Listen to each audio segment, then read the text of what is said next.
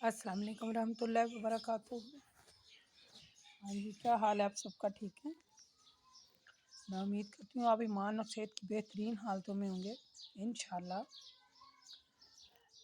आज आज का जो हमारा सबक है आयत नंबर 26 से है, सूरत माइदा आयत नंबर 26। आगे हमारा जो सबक है बहुत ज़्यादा दिलचस्प होने वाला है। मेरा ख्याल है मैं पढ़ती हूँ तो फिर आपको खुद ही समझ आ जाएगी कि अल्लाह ताला ने हमारे यानी हमें क्या बताने की कोशिश की है। आयत नंबर 26 है और सूरत माइदा है। तो चलें शुरू करते हैं। नहमदुहु व नसल्ली अला रसूलिहिल करीम, अम्मा बाद फ़अऊज़ु बिल्लाहि इस्मिल अलीम मिनश शैतानिर रजीम मिन हमज़िही व नफ़्ख़िही व नफ़्सी। बिस्मिल्लाहिर रहमानिर रहीम। आयत नंबर 26 है। वतलु अलैहिम निबा अब्नी आदमा बिल हक़ इज़ा कुर्बानन फ़तुक़ब्बला मिन अहदिहुमा वलम युतक़ब्बला मिनल आख़र। अल्लाह ताला फरमाते हैं, ए रसूल सल्लल्लाहु अलैहि वसल्लम, आप इन लोगों को आदम के दोनों बेटों का हक के साथ हाल जो है वो पढ़ कर सुना दें। जब इन दोनों ने अल्लाह के लिए कुर्बानी पेश की तो इनमें से एक कुर्बानी तो कबूल हुई और जो दूसरी कुर्बानी वह कबूल नहीं हुई।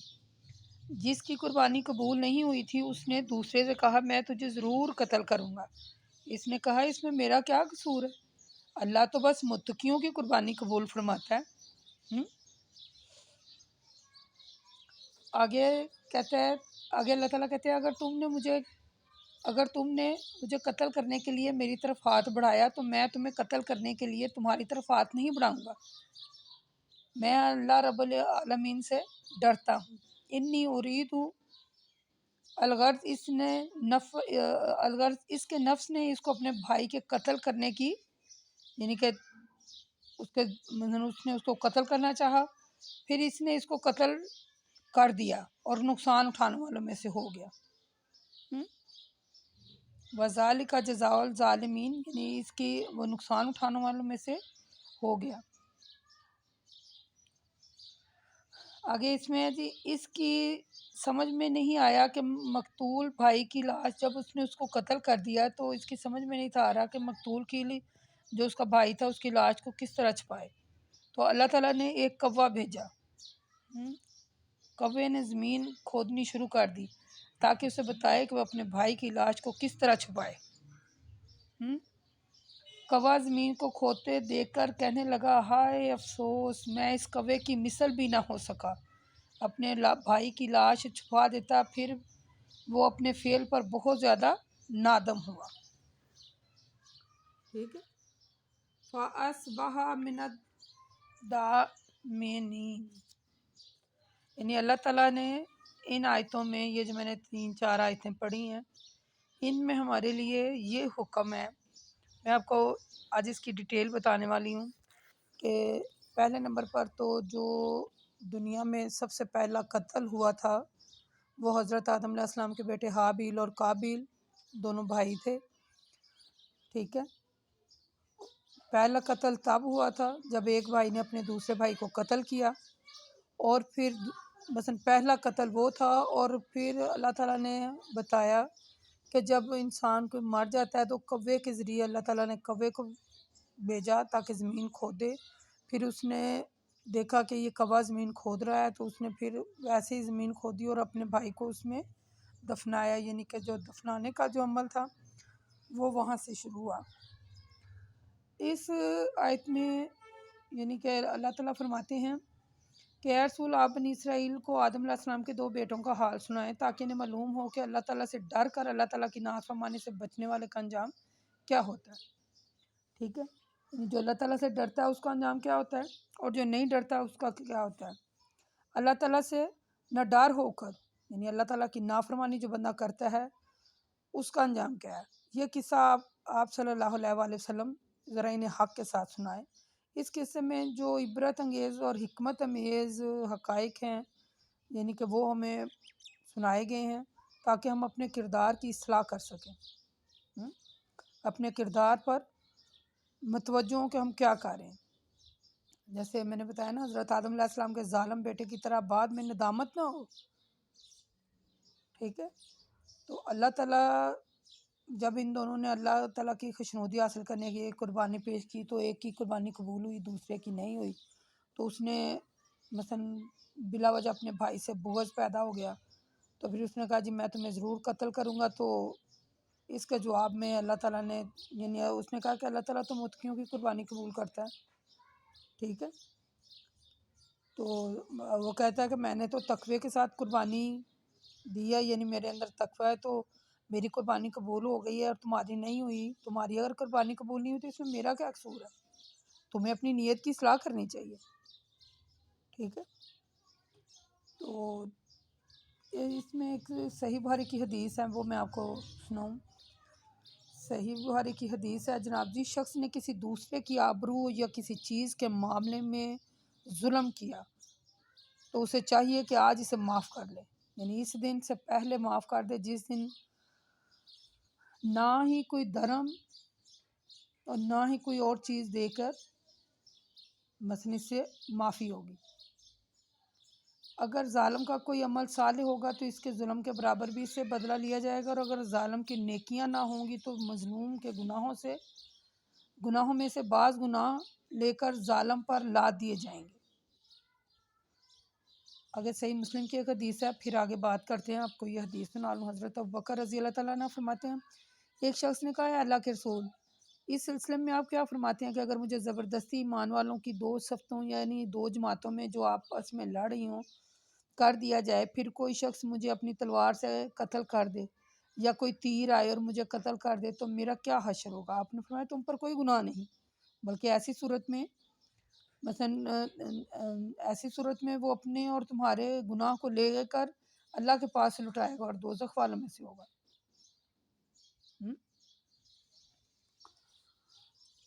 یہ جو مقتول کا گناہ کا بوجھ بھی ہے وہ بھی قاتل پر ہی ڈال دیا جائے گا، ٹھیک ہے۔ یہ جو میں نے حدیث آپ کو سنائی ہے، اس کا یہ جو مفہوم ہے کہ پہلے نمبر پر تو کسی پر بھی زیادتی نہ کریں،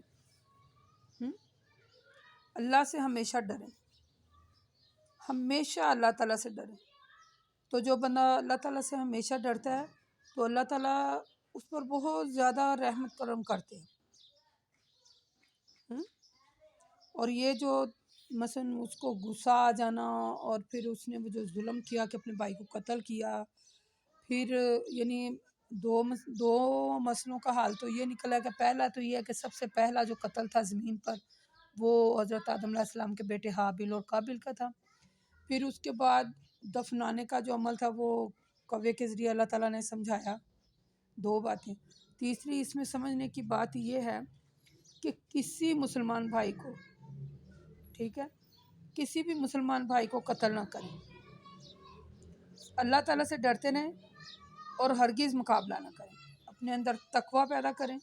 یہ جو تقوی ہے نا یہ آپ کو بڑے برے کاموں سے روکتا ہے، تو اپنے آپ کو برے کاموں سے جو ہے نا وہ منع کریں۔ اور اگر آج ہی آپ یہ سن رہے ہیں ویڈیو، اگر کسی کے بارے میں آپ کے دل میں کوئی شک شبہ یا کوئی ایسا ہے تو خدا را اسے اللہ کے لیے معاف کر دے، اسے اللہ کے لیے معاف کر دیں۔ اگر اللہ تعالیٰ کہتے ہیں اے رسول صلی اللہ علیہ وسلم، اس واقعے کے باعث اور مزید قتل کی وارداتوں کو روکنے کی غرض سے ہم نے بنی اسرائیل کو اچھی طرح بتا دیا تھا کہ جو شخص کسی دوسرے شخص کو نہ تو جان کے بدلے اور نہ فساد فی الارض کی سزا میں بلکہ ویسے ہی قتل کر دے تو گویا اس نے تمام انسانوں کو قتل کر دیا، اور جس نے اس شخص کی جان بچائی تو گویا اس نے تمام انسانوں کی جان بچائی۔ ان لوگوں کے پاس ہمارے رسول کھلے دلائل کے ساتھ آئے تھے، لیکن پھر بھی ان میں سے بہت سے لوگ رسولوں کی تعلیم کی کوئی پرواہ کیے بغیر ملک میں ظلم اور زیادتی کرتے پھرتے ہیں۔ یعنی آدم علیہ السلام کے ایک بیٹے نے دوسرے بیٹے کو جو قتل کیا ہے، ٹھیک ہے، تو اللہ تعالیٰ کہتے ہیں کہ تو ہم نے اس کے سبب قتل کا یہ سلسلہ مثلا اللہ تعالیٰ نے کھول کر وضاحت سے ہر چیز بیان کر دیا ہے کہ خدا را نہ ہی تو ملک میں فساد برپا کریں، اور اللہ تعالیٰ کی خاطر لوگوں کو معاف کر دیں. ہاں، اللہ تعالیٰ کے قانون جو ہیں، اللہ تعالیٰ کے قانون جو ہے نا وہ قصاص کا ہے، یعنی قانون قصاص میں بھی قتل کرنے والوں کے حوصلے پست کر دینے کا ذریعہ. اور اسی طرح عام طور پر اس میں اللہ تعالیٰ کہتے ہیں کہ کسی پر بھی ظلم اور زیادتی نہ کریں، کسی کو قتل نہ کریں، ٹھیک ہے، بلکہ بچائیں، قاتل کا ہاتھ پکڑ کر قتل ہونے والے کو بچا لیں. حضرت انس رضی اللہ تعالیٰ عنہ فرماتے ہیں رسول صلی اللہ علیہ وسلم نے فرمایا اپنے بھائی کی مدد کرو خواہ وہ ظالم ہو یا مظلوم. اللہ کے رسول صلی اللہ علیہ وسلم ہم اس کی مدد کریں جب وہ مظلوم ہو، یہ تو سمجھ میں آ گیا ہے، لیکن اس کی مدد اس حالت میں کیسے کریں کہ جب وہ ظالم ہے. ظالم کی مدد یہ ہے کہ اس کے ہاتھوں کو پکڑو، ٹھیک ہے، کسی بھی صورت میں، کسی بھی. یہ ہم نے سورۃ بقرہ میں آیت نمبر 179 میں پڑھا تھا نا کہ اے عقل والو، قصاص کے جو ہے، قصاص کے بارے میں ہم نے سورۃ بقرہ میں پڑھا تھا، اس لیے میں نے اس کی زیادہ وضاحت نہیں کی. اس میں ہمارے جو سیکھنے کے لیے باتیں ہیں وہ یہ ہیں کہ اللہ کی خاطر فساد ملک میں، گھروں میں، کہیں بھی فساد سے بچیں. اللہ تعالیٰ کو فساد بندہ بڑا ناپسند ہے. آگے اللہ تعالیٰ کہتے ہیں کہ جو لوگ اللہ اور اس کے رسول سے جنگ کرتے ہیں اور ملک میں فساد برپا کرتے پھرتے ہیں، ان کی سزا یہ ہے کہ انہیں قتل کر دیں یا انہیں پھانسی دے دیں، یا ان کے مخالف سمتوں کے ہاتھ اور پیر کاٹ دیے جائیں، انہیں ملک سے نکال دیا جائے. یہ تو دنیا میں ان کی رسوائی ہے، پھر آخرت میں ان کے لیے بہت بڑا عذاب ہے. مگر وہ لوگ جو اہل ایمان والوں کو تمہارے قابو میں لیں تو پہلے توبہ کریں، پھر انہیں معاف کریں اور اچھی طرح جان لیں کہ بے شک اللہ تعالیٰ بڑا غفور الرحیم ہے. دیکھیں، یعنی اللہ تعالیٰ نے پھر وضاحت سے فرما دیا ہے کہ جو لوگ ملک میں فساد برپا کرتے ہیں، گھروں میں، شہروں میں، یعنی کہیں بھی اللہ تعالیٰ نے قطعاً ناپسند کیا کہ کہیں بھی فساد برپا نہ کریں. تو پھر اللہ کہتے ہیں کہ اگر یہ باز نہیں آ رہے تو ان کی سزا کیا ہے کہ یعنی کہ ان کے ہاتھ پیر کاٹ دو، انہیں ملک سے نکال دو، انہیں پھانسی دے دو، انہیں قتل کرو جو ایسے لوگ ہیں جو امن پسند نہیں ہیں. تو پھر اللہ کہتے ہیں کہ جو تمہارے قابو میں آ جاتا ہے، یعنی جو بندہ ایمان لے آتا ہے اور توبہ کر لیتا ہے، ٹھیک ہے، تو پھر اللہ اسے معاف کر دیتا ہے. بڑا اللہ تعالیٰ بہت زیادہ معاف کرنے والا ہے، یعنی کہ بہت زیادہ غفور الرحیم ہے، بہت زیادہ معاف کرنے والا ہے. یا ایھا الذین آمنوا اتقوا اللہ وابتغوا الیہ الوسیلۃ وجاہدوا فی سبیل اللہ لعلکم تفلحون. اے ایمان والو اللہ سے ڈرتے رہو،